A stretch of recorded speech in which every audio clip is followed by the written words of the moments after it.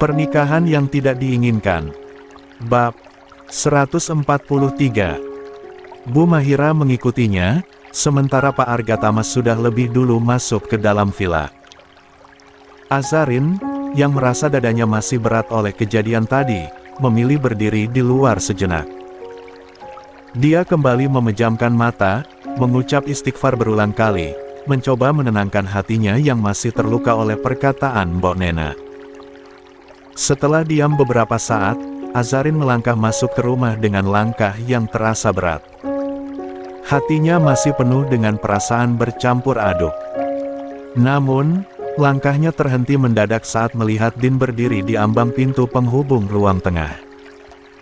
Tatapan pria itu tenang, meski ada sedikit ketegasan yang sulit dijelaskan. Azarin langsung menundukkan wajahnya, menghindari kontak mata.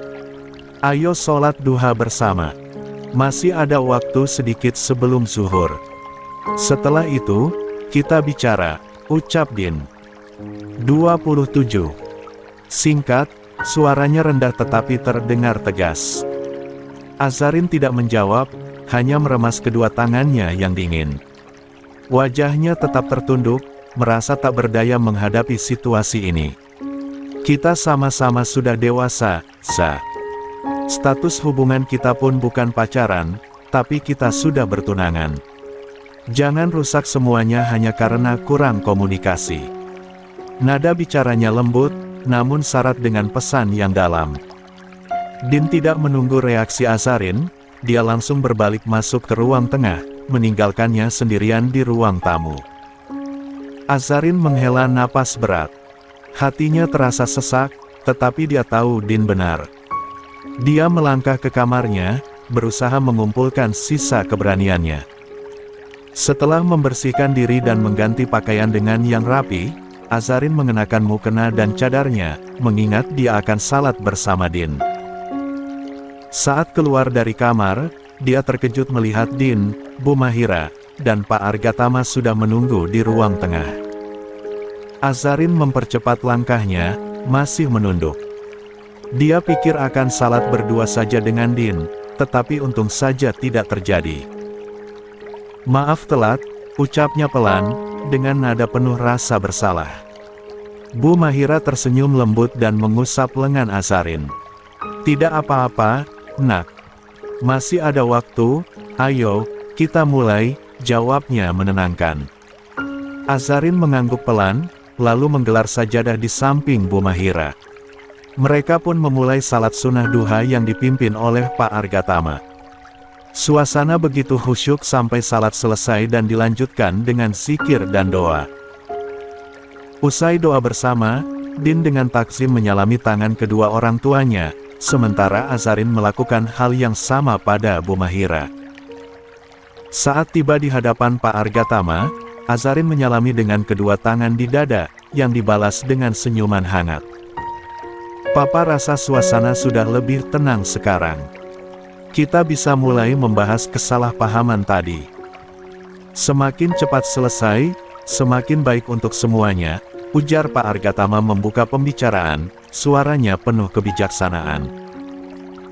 Din mengangguk, tetapi Azarin hanya menunduk, hatinya masih diliputi rasa sakit. Papa dan Ibu tidak akan ikut campur, tetapi kami akan tetap di sini menemani kalian. Kami hanya akan berbicara jika kalian meminta, tambah Pak Argatama sebelum memberi isyarat pada Bu Mahira untuk mundur sedikit, memberi ruang kepada Din dan Azarin.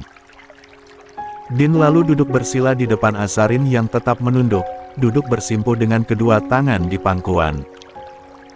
Kedua tangan Din saling bertaut erat di atas lutut, menandakan bahwa dia juga sedang berusaha mengatur setiap kata yang akan diucapkan.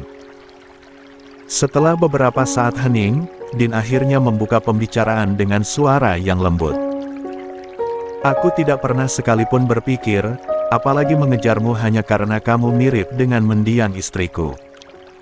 Kamu dan dia sangat berbeda, Sa. Azarin tetap menunduk, membiarkan kata-kata itu bergulir tanpa berniat menyela. Din menarik napas sejenak sebelum melanjutkan. Safa memang bercadar, sama sepertimu, Tapi wajah, sikap, bahkan cara kalian memandang dunia, semuanya berbeda. Safa adalah masa lalu yang tetap akan memiliki tempat di hatiku, tapi bukan menjadi prioritasku. Safa ibu dari Alina, karena Safa aku mendapat gelar ayah, tapi bukan serta-merta aku menjadikan patokan untuk mencari pendamping hidup seperti Safa. Kamu ya, kamu.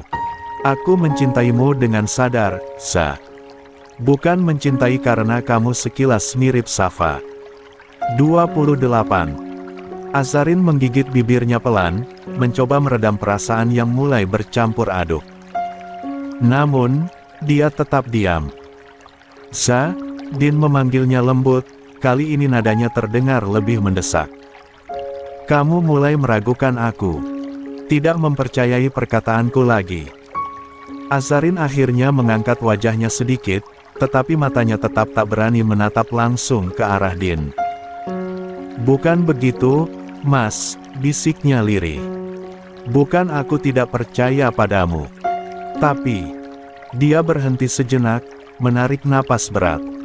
Tapi apa? Desak Din, matanya menatap Azarin penuh perhatian. Azarin menghela napas panjang, sebelum akhirnya berani mengutarakan isi hatinya. Perkataan bibinya Mbak Safa tadi rasanya berdengung di kepalaku. Katanya aku tak layak menjadi ibu untuk Alina. Aku tak pantas dipanggil bunda olehnya, ucapnya dengan suara bergetar, jelas menahan emosi yang bercampur dengan luka. Tapi, apa yang bibinya Mbak Safa katakan tadi mungkin ada benarnya.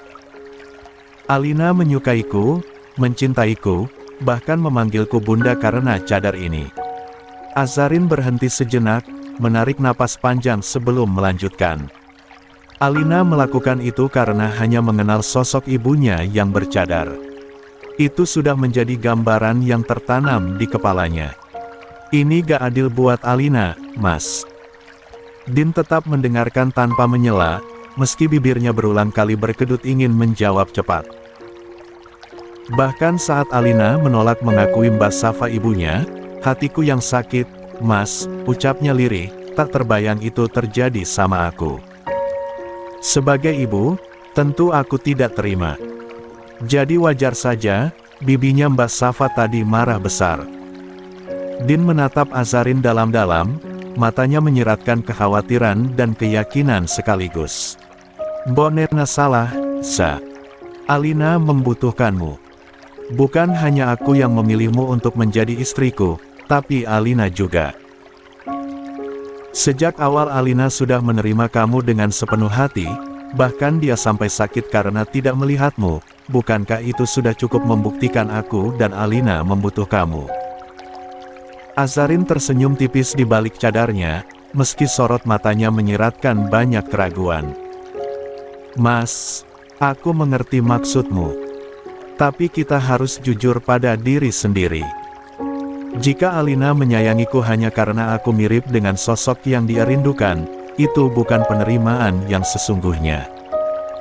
Apalagi dia tidak mengenal sosok ibunya sejak dia membuka mata, hanya berpatokan ibunya bercadar. Dan kamu, Mas, apakah kamu benar-benar yakin menikahiku bukan karena aku mengingatkanmu pada Safa? Din terdiam. Pertanyaan itu seperti angin dingin yang menusuk, membuatnya merenung. Azarin melanjutkan dengan nada yang lebih tenang, namun tegas. Kita harus bermuhasabah, Mas. Memastikan apa yang kita jalani ini benar-benar tulus.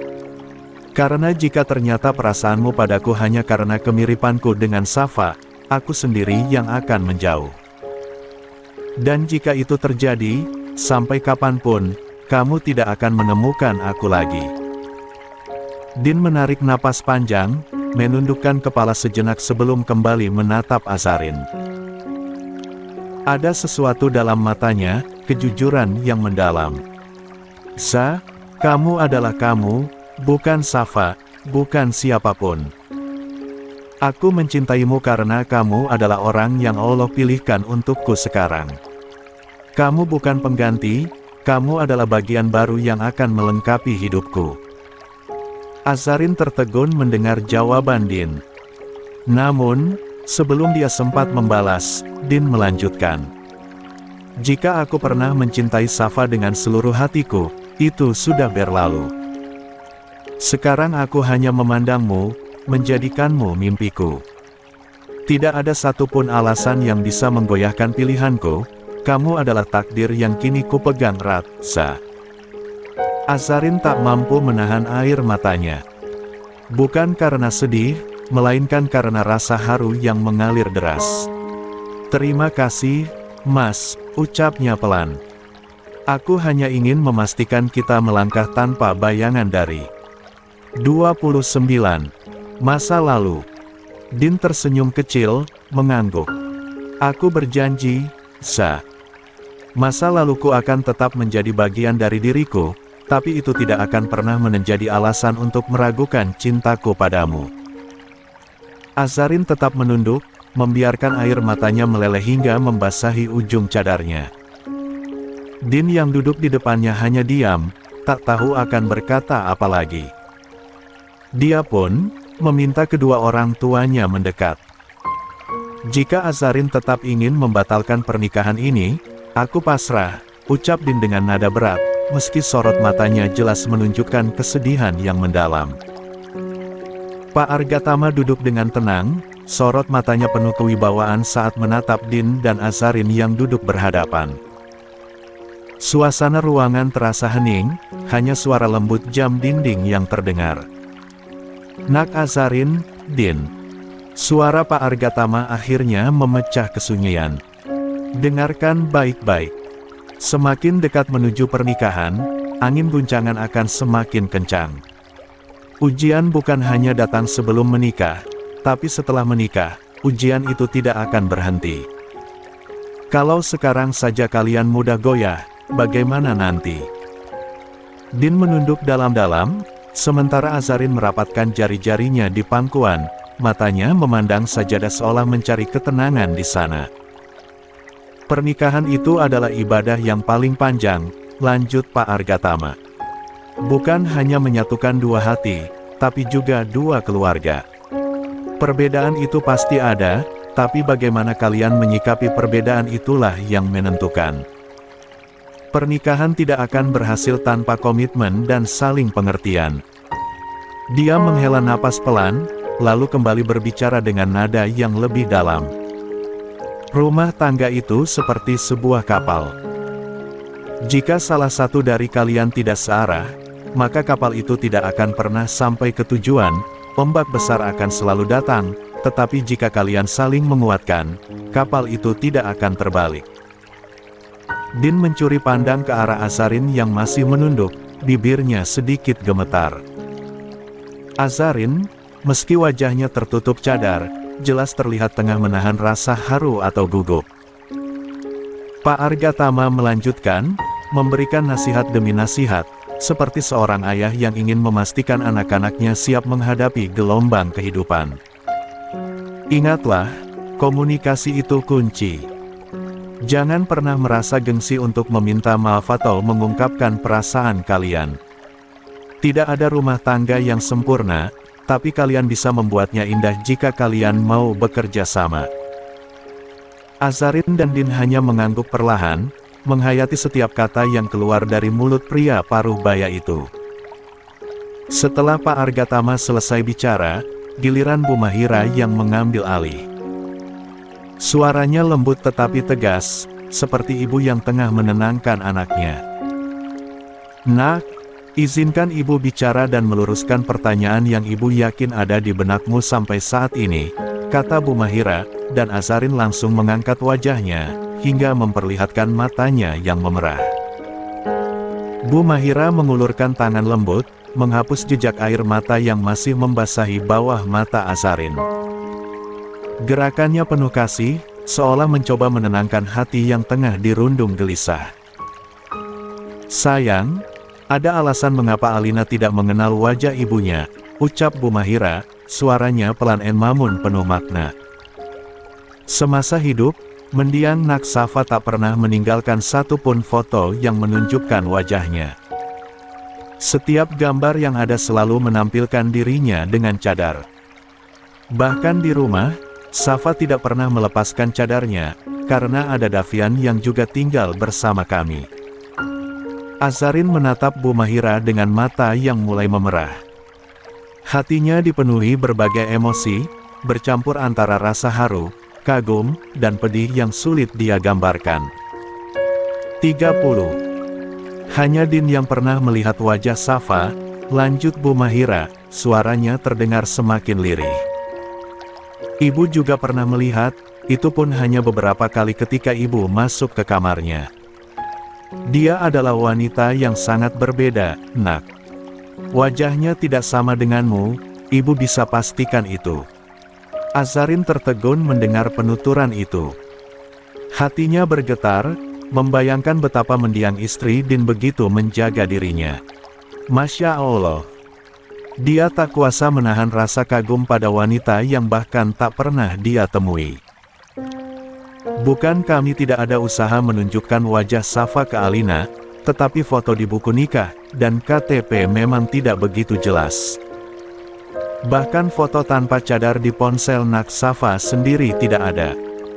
Hanya ada foto bercadarnya saja, ungkap Bu Mahira meyakinkan. Alina selalu bertanya, di mana ibunya? Ketika kami mengatakan jika ibunya sudah pergi jauh, Alina akan menangis. Itu sebabnya ketika Alina bertemu denganmu, dan keesokan harinya kamu pergi dia langsung sakit, dan memohon agar kamu tidak pergi lagi. Azarin mengangguk membenarkan Alina selalu meminta kepadanya untuk tidak pergi meninggalkannya. Bu Mahira pun lantas melanjutkan. Sebelum kami berangkat ke Indonesia, Din menghubungi ibu.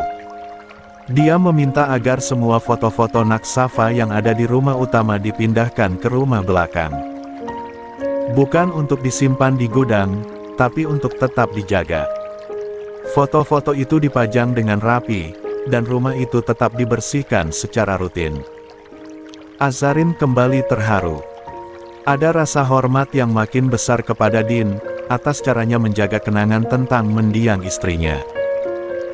Din juga mengatakan, setelah menikah, dia ingin memajang foto pernikahan kalian di rumah utama. Dia ingin rumah itu dipenuhi kenangan baru bersama kamu, Azarin. Tambah Bu Mahira sambil menggenggam tangan Azarin dengan lembut. Kata-kata itu membuat Azarin kembali meneteskan, namun, kali ini bukan hanya kesedihan, melainkan keharuan yang mendalam. Bu Mahira meremas pelan tangan Azarin, memberikan kehangatan dan keyakinan. Din pasti tidak akan pernah melupakan Safa, Nak. Itu pasti. Tapi mencintai Safa dan menghormati kenangannya adalah dua hal yang berbeda. Dia sudah berulang kali mengatakan kepada ibu bahwa dia mencintai kamu, Azarin. Dia ingin menjalani hidupnya bersama kamu, membangun keluarga baru. Bu Mahira berhenti sejenak, menghapus air mata di sudut matanya. Nak Azarin, malam ketika kamu menerima lamarannya, Din menelepon ibu. Dia menangis. Tangis bahagia karena doanya terkabul, dia berkata, "Ibu, akhirnya lamaranku diterima." Bahkan Davian terus menggoda dia karena menangis seperti anak kecil. Azarin tetap menunduk semakin dalam, membiarkan keharuan membanjiri hatinya. Semua keraguan yang tadi menggelayuti pikirannya perlahan luruh.